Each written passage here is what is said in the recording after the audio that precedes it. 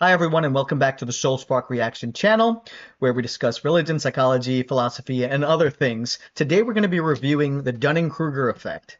To explain to you briefly off camera is essentially a theory on stupidity in my estimation, where it describes why people that don't know much about a subject are so confident in it, right? And it's really interesting. Let's get into it.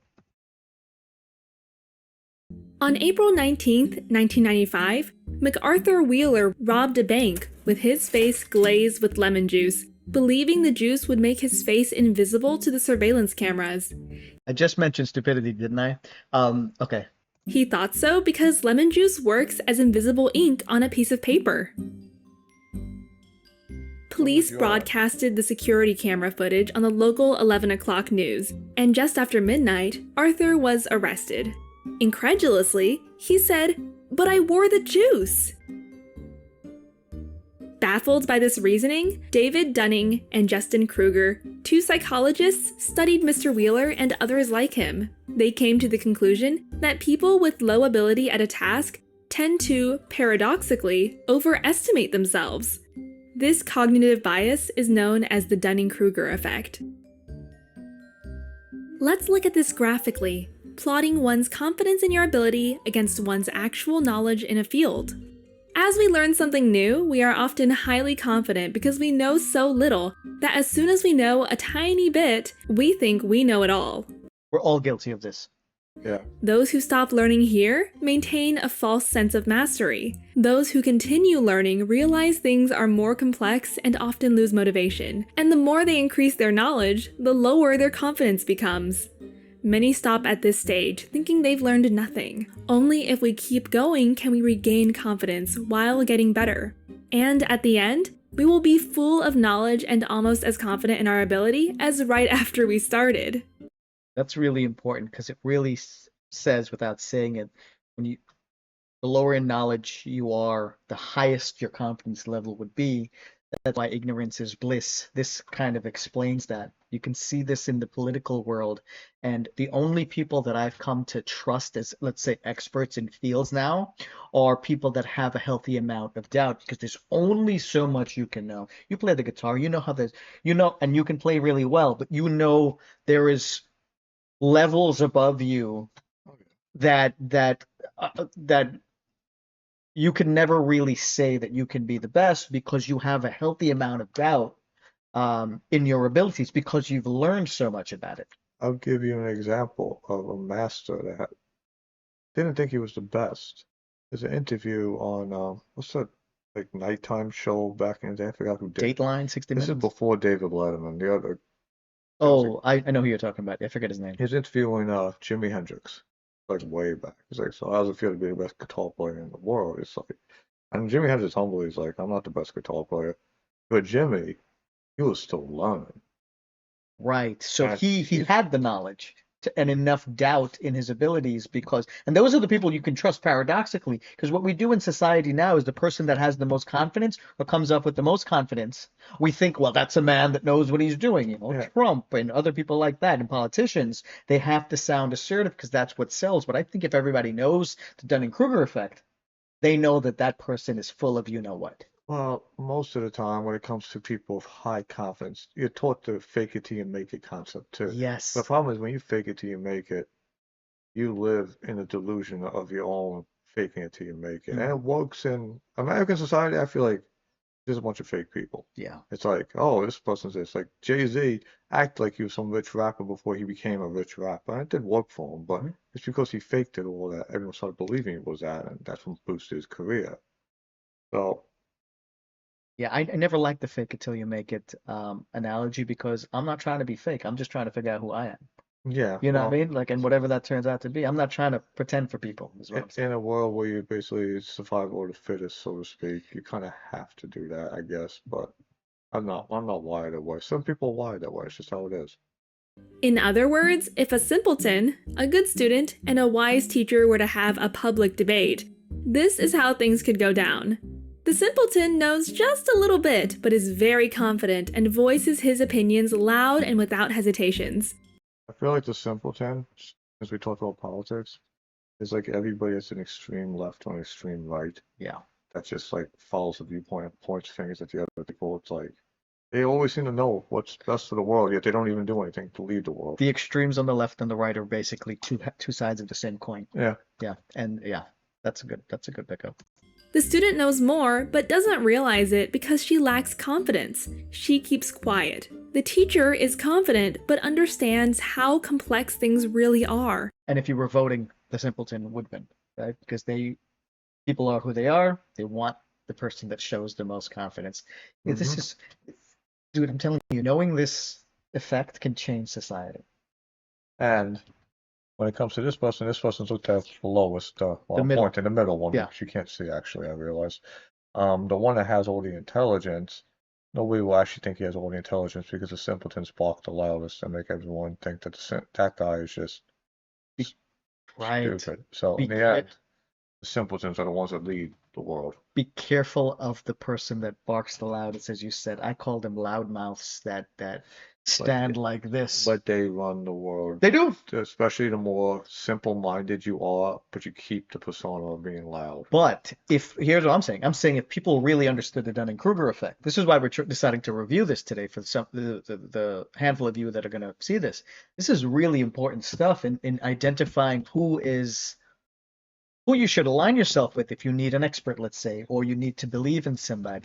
It's going to be, let's say, the all wise man number one, the insecure student number two, and definitely try your best to stay away from the overconfident simpleton. Confidence is an illusion. I realize with most people, and that's of anything, any field.